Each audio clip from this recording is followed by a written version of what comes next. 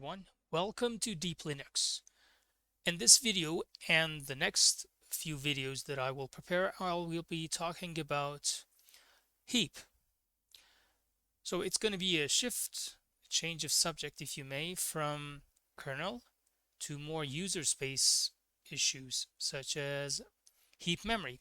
Now, you may already know that the heap memory is a sort of a dynamic memory that user space programs allocate by calling libc malloc, uh, standard C library malloc, or likewise the new allocator or the new operator of the C++ language.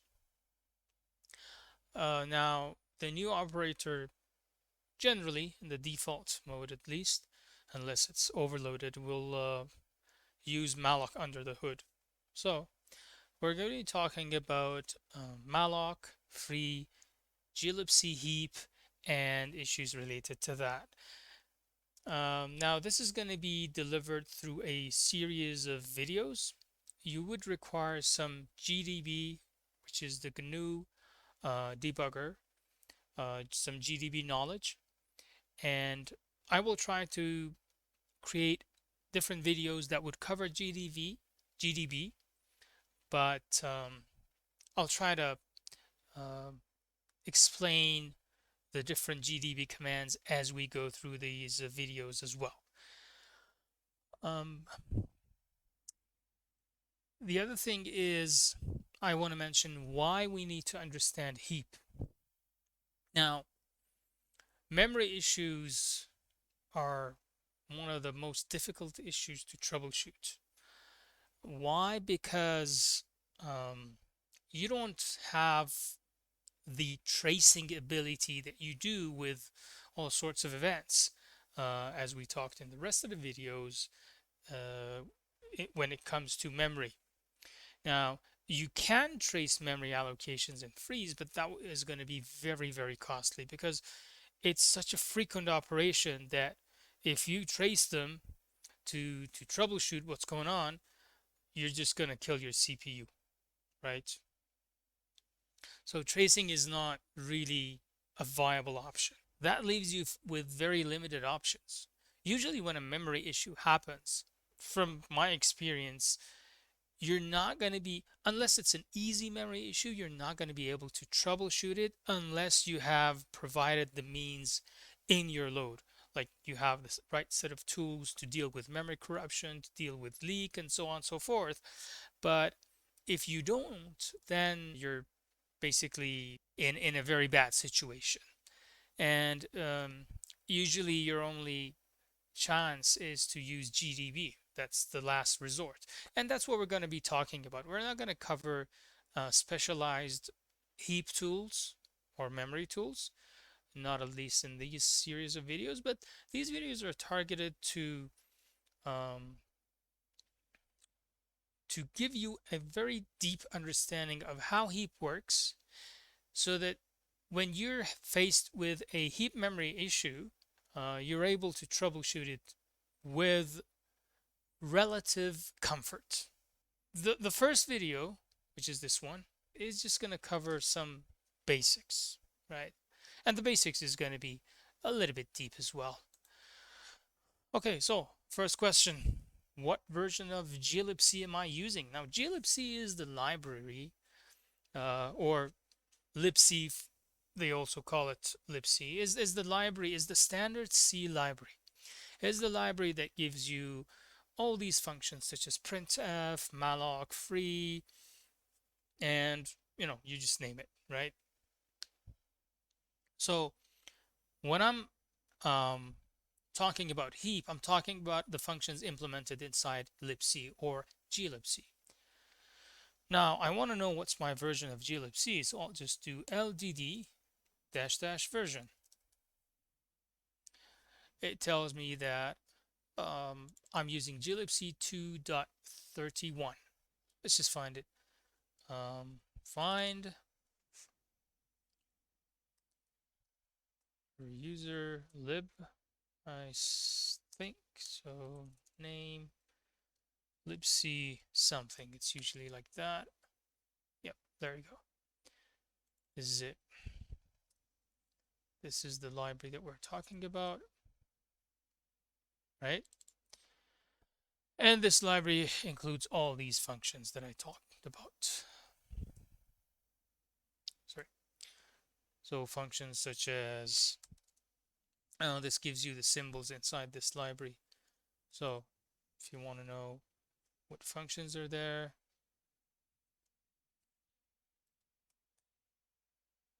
let's say malloc. There you go. That's the libc malloc that you're actually using. Actually, this is the internal representation of libc malloc. Then there's a weak symbol, I believe, which overrides this. So the interface that you see is called malloc, but inside it's called libc malloc. Anyways, so this is the library that we're talking about, but I need the source code for this. Now there are different ways you can get the source code. You can either get it as a tarball, or you can get it from GitHub and clone it. Now I got the tarball. It's easy to get the tarball. You'll just search for it and say, just do a Google glibc tarball, and you're going to get to this page, which is the GNU FTP server. And then here you have glibc. Yeah, okay, so I'm just going to look for 231. 231.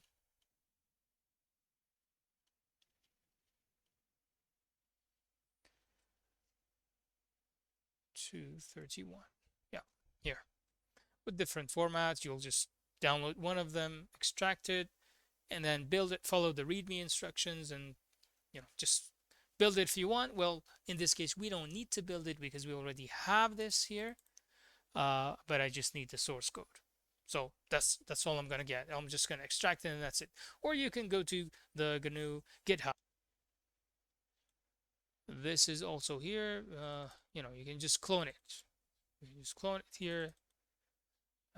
It's not GitHub actually, and then you can check out the release that you want and just work with it. Okay. I have the source code here. There are some more important files, if you may, and these files are usually the malloc.c file, the malloc internal, some internal variables, and the malloc.h. We're going to be going through this file a little bit when we get into some of the details. I'm just going to show you the source code, and I've written a simple test program. It mallocs a bunch of variables. It presets them with some values. So when we look at it in glibc, in the debugger GDB, we can distinguish these, and then I free them, and then I allocate a large block, and then I just do a bunch of random allocations and freeze, and that's it. I return, right? So that's the whole thing. I'm going to be debugging this heap basic test, right, with GDB, and then see what happens as I go through the code. Okay, so I'm just going to say GDB. There you go. And I'm going to load the binary for my test program, which is called heap. I would have to provide the path but because I'm in the same folder, I don't. So now it loaded up. If I say info file, you can see that, yeah, okay. This is loaded into memory in these sections, okay?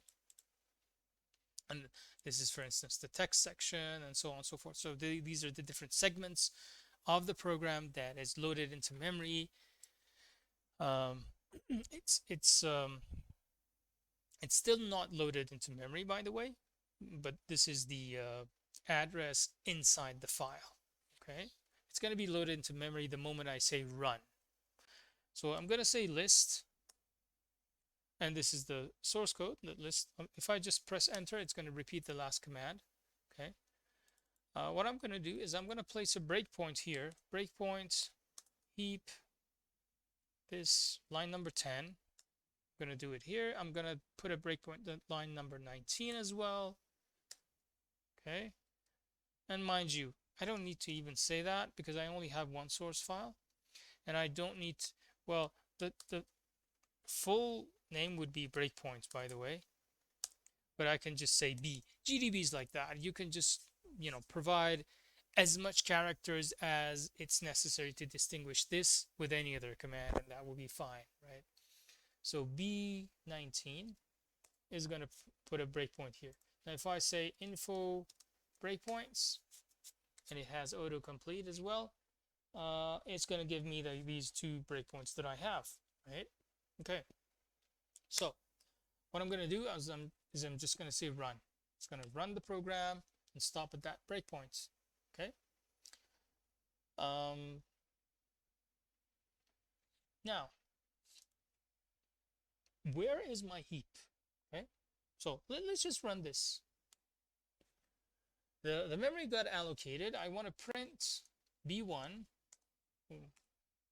This is the address of B1. Okay. Let's see what's inside B1.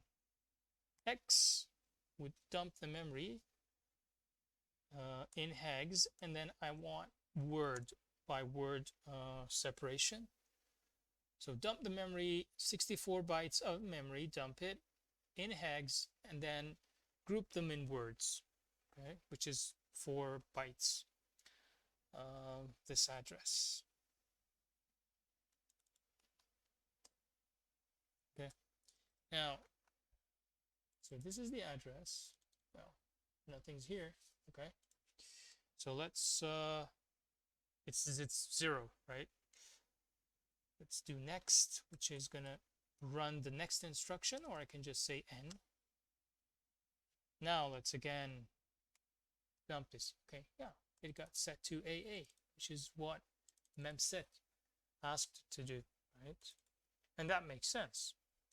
But I mean, this is my heap, right? But the question is, where does the heap start? I want to know where my heap starts. So let's do something interesting. Now, this is not usually what I would do, but let's just look at this. I'm going to look at the memory map, the virtual memory map of this program, which is running. So, if I say info file, you can see here that since I've run the program, now the addresses here have changed because now it's loaded up in the memory, right? So if you remember, this was the text section or the code section. Now this is loaded at this relatively higher address, but here the text was at 000010C0 until 1450, and these are hexed. But here it starts at a very large base, and then it's basically the same offset into the file, 10C, right? Until 1415. The entry point is the first instruction that you execute. And these are the shared libraries that are loaded into memory, and all the other shared libraries that are loaded into memory, okay? I'm going to look at the same thing from kernel proc. Let me just say PID, first find the PID of heap test, this guy, which is basically run under GDB now, right? And I'm going to say cat proc, this guy, maps. It's going to give me the virtual address mapping of that process. And this is something that's maintained by the kernel. And you can see this is almost a replica of what I have here. It's not an exact replica because here I have all the, like here it just tells you this file is loaded here. This file is loaded. It doesn't tell you the different sections within that file. Whereas in GDB you get the different sections within the file, right? So it's more detailed in GDB, but this is also, good enough. And if you can see here, I have a section called heap, right? It starts from 555, 9000 until 78,000. And let's just call it that, right? This is the size of my heap. So it just went in and allocated a heap of 132 kilobytes. Okay. And it started from there, from this address. Okay.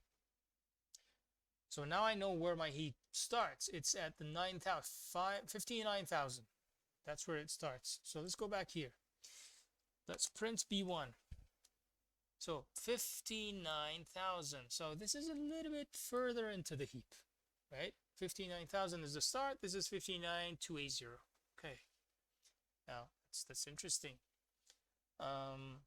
Let's see what else. What else can we get? What if I want to get some statistics into the heap, right?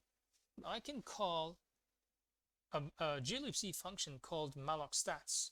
So if I do malloc, I can say call, let's say you want to call any C function that is visible in this scope, right? And you just want to call it.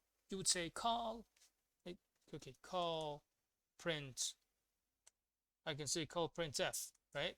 I can say call printf. I can do that, right? I don't want to do it, but so same, likewise, I can say call malloc stats. Now this doesn't need any arguments, so it's just a libc function. It's an internal libc function, and glibc has loaded everything up. It has the symbols. It knows where glibc is loaded. It knows where malloc stats is implemented, so we can call it. What this does is that it gives me a statistics of the current heap. And the heap is organized in what is called arenas. Now, arenas are independent heaps, if you may, right? Arena 0 is the main arena also. And is basically a heap, right? One whole monolithic heap, blob, if you may, right? We may have more arenas as we go forward, right? And I'll explain in a different video that when we create new arenas. Now this arena 0, which is also called the main arena, has allocated 135,168 bytes from the system, from the kernel, that is. Okay, rings the bell, right? This guy. And this is what we got from here. It's reflected in the memory map. And by the way, if you do info files in GDB, you're gonna get all of this, but you're not gonna get these, right? That's not gonna show up. Also, you're not gonna get the stack, so you're not gonna get everything. Now, how much is in use? 688 bytes. Oh, but that's interesting because I only allocated 8 bytes. So maybe malloc is doing some sort of a bookkeeping. glibc is doing some sort of bookkeeping and allocating some blocks for later on or for some other purpose. Maybe that's it. We'll look into this in a different video. And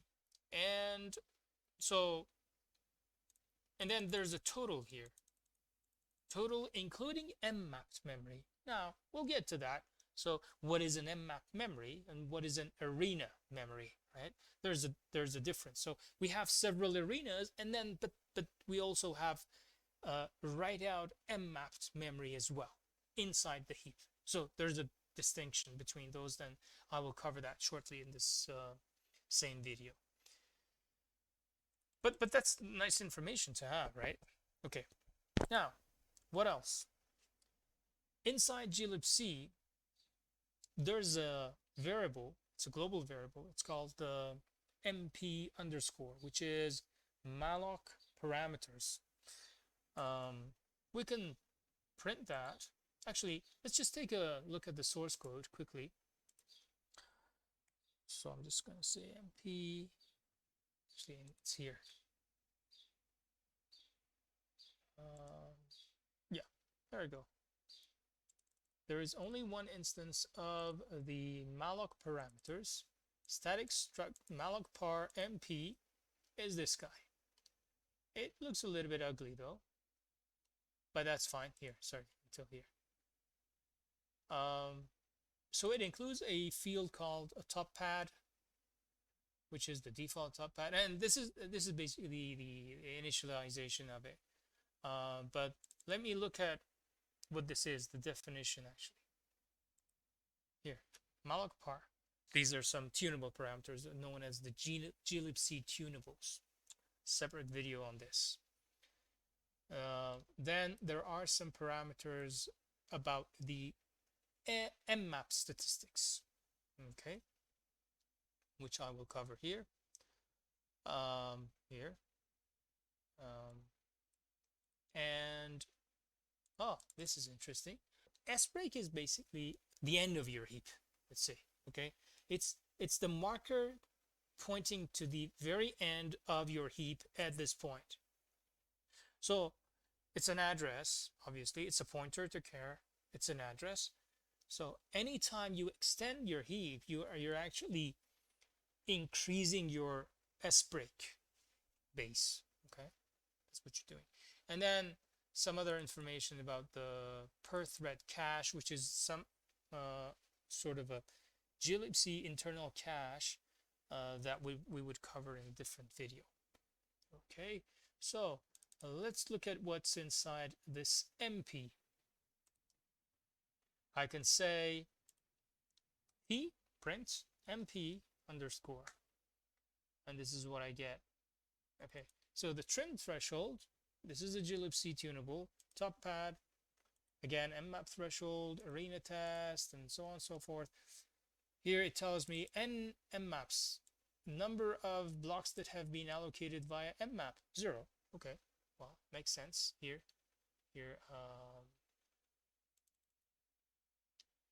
There you go.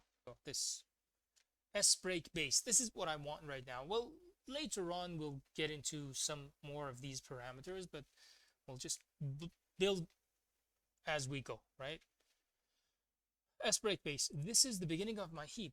See this address? Okay, that's 59,000. Compare it to this, 59,000. That's the beginning of my heap, okay? So this is the S break base, and S break itself, the address is where it ends, okay? So this is the base. I believe I said that S break base is the end marker, but no, this is the base, and the S break itself would be the end marker. Okay, so this is so let's say I don't want to go and do this. I just want to know where my heap starts. I want to, you know, let's say sweep the heap from the beginning and see what's going on. How do I do that? There you go, PMP underline and then dot S break base. This is the beginning address. Okay, I want to dump the memory here, X, 64 bytes in hex, word grouped. This is where my heap starts. Okay, if I just go for, I can press enter and repeat the last command. Well, it would actually go forward, like add the increment, the like go through the memory, right? So here, yeah, there you go. This is my infamous AAAA. This is the block that I allocated, right? And this is the bunch of things that exist before that, which is all 0, by the way, except for this one. Where are we in the code? Backtrace tells me that BT, backtrace, I'm at line 12, which is here. So let's run this malloc as well. So I would say next, and next, next, next, next, next. Okay, now I've allocated all the blocks. So if I just say, again, I want to see this memory, I should see all of these guys. If they're all after one another, which is the case. This is the first block, second block, the third block. Let's go forward. The fourth block, which is the large 1000 byte block. And then there are some other values here that we will cover in the next video. Let's clean up list. I'm going to just put a breakpoint here. That's it. That's all I'm going to do. B25 info break. I have one there. I'm just going to say run. breakpoint is here. Now let's do call malloc stat. Malloc stats, sorry. There you go. I've allocated 1,776 actually in use. The rest is not still allocated. It's acquired from the kernel, but it's not still allocated. Now, what I'm going to do is I'm going to run this other malloc, which is 1.3 megabytes almost. Okay. I'm just going to do n next. Yeah. Okay. But let's call malloc stats. Oh, interesting. The system bytes, this part in use didn't change in arena. So arena 0 didn't change anything, but the total including mmapped has changed. Now max mmap regions and then max mmap bytes is different. It tells me that I have one mmapped block, and the bytes that I consume through mmap is 1.3 almost. It's a little bit more than 1.3 megabyte because it has to be page aligned, and Linux kernel allocates memory in page units of 4 kilobytes. So this is page aligned, right? So don't worry, that's 1.3 megabytes aligned to the next page. But it tells me, what this is telling me is that this memory that I allocated, here, was not taken out of arena 0 or the main arena. It was actually directly acquired via mmap from the kernel. Now, arena 0 is a different area of memory, right? And I'm not taking it from there. I'm going to the kernel directly and saying, hey, mmap me this 1.3 megabytes. And the reason behind that is that glibc has a threshold above which it would not allocate memory from its arenas, but it would allocate memory directly by doing an mmap, because it wants to keep and manage the arenas more reasonably for a lot of blocks, as opposed to like put one big fat block into an arena. And by the way, what if the block that you want to allocate is so large that it doesn't fit in the arena? It would have to extend the arena. And then what if you can extend the arena beyond a certain address point because the next address is occupied by some other thing, right? So because of all those things, right, and several other reasons, there's a threshold above which you would resort to mmap. This is still considered heap, by the way. So if I print this malloc parameters, you can see that there is an mmap threshold parameter here. This is part of the glibc tunables, and this is in this case 128 kilobytes. If a kilobyte is 1024 bytes, then this is actually 128 kilobytes, or 131,072 bytes, right? And you can see that I'm requesting 1.3 megabyte, which is larger than this, so I'm going to get this mmapped. Now, if I play with this mmap threshold, if I make it larger, smaller, then that would change the behavior of malloc. Now, don't take me literally here, because heap is very tricky, right?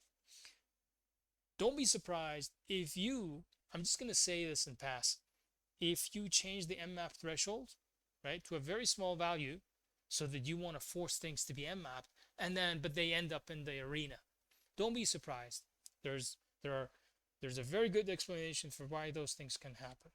And let me tell you this up front, that the heap behavior is very, very sophisticated, but it's really, really hard to determine the order of things, the behavior of the heap.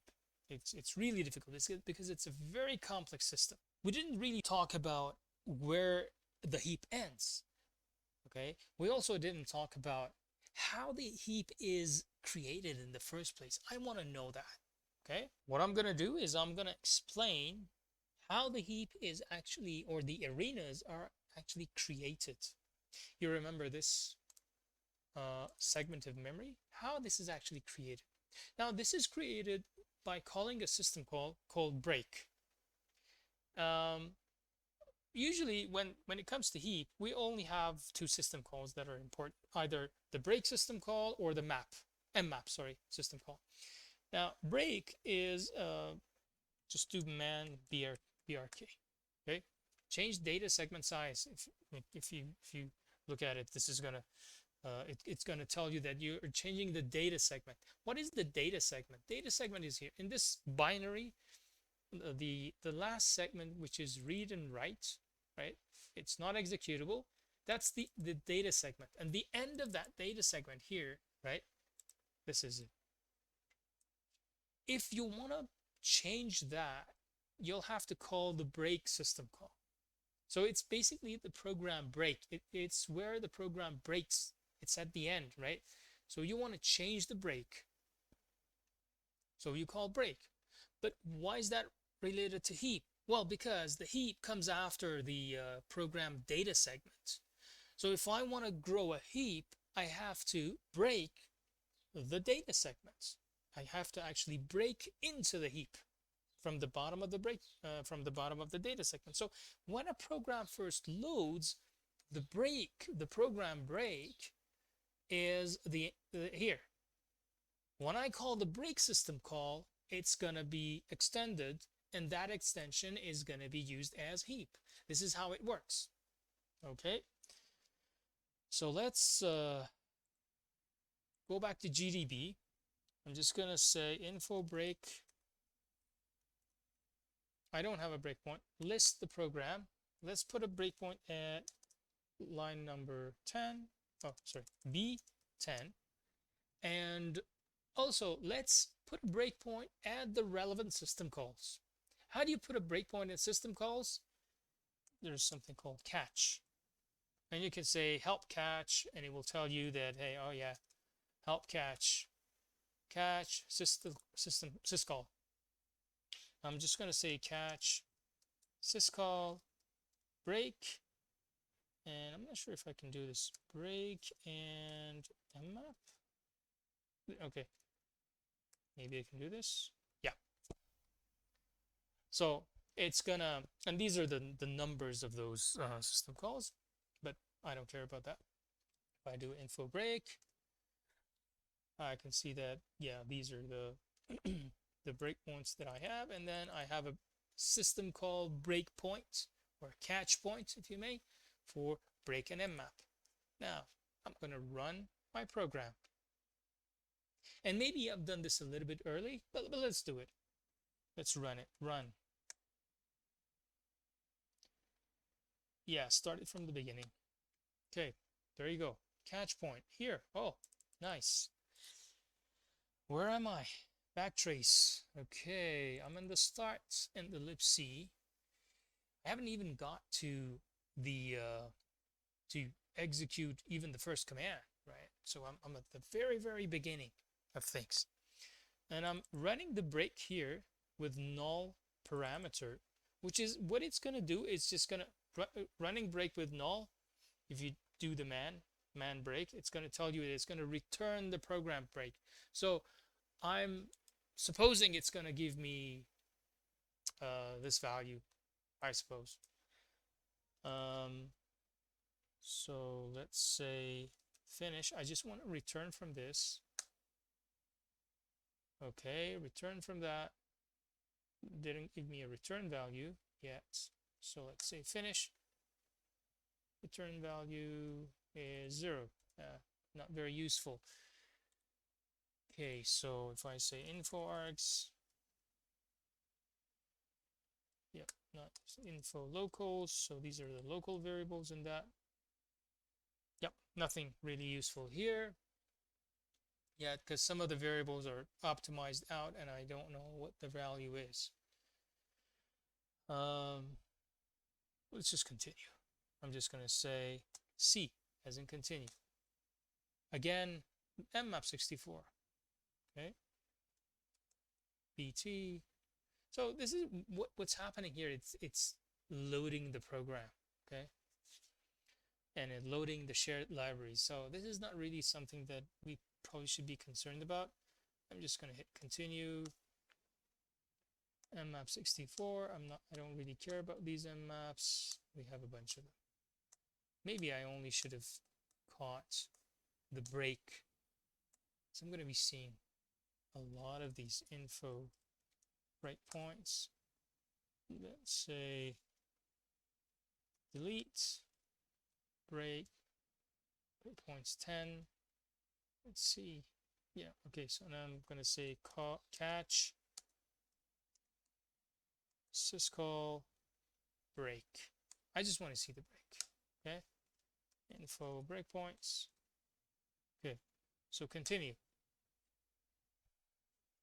Oh, good. Now what we have here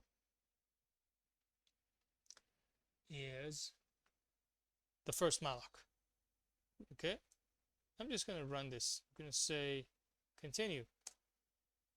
Oh, but then I got a break. So the first malloc, now I had a break at the beginning, which we went through, and then now I have another break at the call to the first malloc. I have the break. So let's get a backtrace and see where we are. I'm at main, right? So it's at the main function, and so main line 10. Okay, so if I say L here, list this guy, it's going to tell me, yeah, I'm here. Okay, I'm at this, which is calling this, tcache init, or a bunch of internal functions in heap, and then eventually this is calling the break with an address entry of 0. So if I say info args and local, what are the, I think, yeah, info local variables, yeah, args locals. No, I had to do it separately. So this is the result variable. This is the new break, which is unfortunately optimized out. If I do from the local variables inside this frame, inside this function or frame, if I say p eggs, I can plot this variable results variable. I don't know what this is really, but yeah, it doesn't look very interesting. I would be interested in new break, but I don't have this. So let's just say, okay, let's finish this function and see maybe when this returns we'll get something. Finish. Okay, so this finished. Didn't give me any return value, otherwise it would have written it there. I'm gonna again do info args, which is the address argument to this function, right? And oh, actually I have it here. I wasn't paying attention. See, this break is being called by another function. Now the parameter to this function fortunately hasn't been optimized out by the compiler, which is, well, 128 kilobytes. So it's basically telling me that I'm incrementing the program break by 128 kilobytes. That's something, right? That's some, yeah, I think that's nice information. So let's just say info locals. Let's do this as well. See what we get. Nothing here. Finish. I'm gonna finish the execution of this and return from it. Right. So this, now I'm here. Info locals. Info args, which is the increments. Yeah. Okay. So now we know that the first malloc would result in the program break being extended by 128 kilobytes. Okay, so let's continue this. I'm just going to say continue. Now that I got that interesting information, I want to go forward. Another break. Let's do a backtrace. Where am I? Oh, I'm still at that malloc. I am still at that malloc. Yeah, interesting here. because I haven't really moved, right? Or maybe I have. But the break this time, the address is way ahead, right? This is and this makes sense because now you've moved forward 128 kilobytes, right?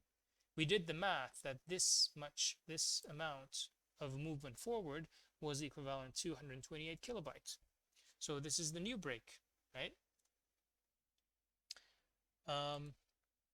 Let's just go forward, continue. Again, break. See here again, call to break. Let's get a backtrace.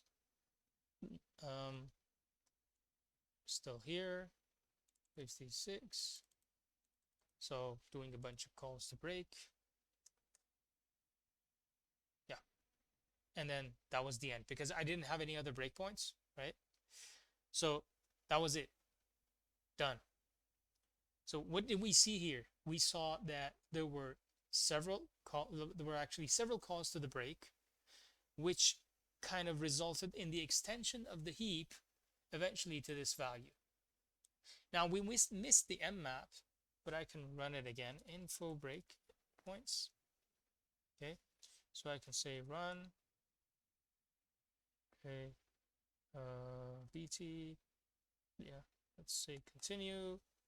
bt now. Again, continue.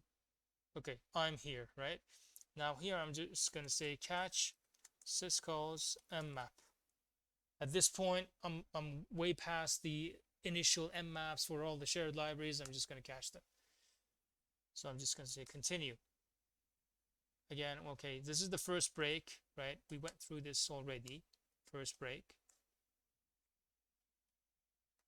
Now this is also interesting. Now I got an mmap. What is this mmap? 1.3 megabytes, page aligned. Let's do a backtrace, see where I am in the code. Oh, I'm at line 25. Okay, calling glibc malloc with this parameter. Rings a bell, right? This is my code. Let's do list here. Line 25 is here where I call this. So this has resulted in a call to mmap, and this is the path, right? Like your malloc would call the internal glibc malloc function, and that would call initialize malloc, and then that would call sysmalloc, which gets something from the system. You have to get memory from the system because you don't have it in the arenas and whatnot. And then eventually that calls mmap because it's over the threshold of 128 kilobytes. The threshold, this threshold, PMPM, yeah, the mmap threshold. It's over this threshold. Okay. So I hope that all makes sense to you now. What we did cover is that we have a heap. We know where it starts. Okay. We know where it starts. We know where it ends, right? By looking at the system calls. We know how it's created. We know that we have arenas for smaller blocks below an mmap threshold. We know that we have mmapped areas for blocks larger than that. Okay. Now we'll cover some more details on the organization of heap in a separate video. Thank you for watching, and don't forget to subscribe to my channel.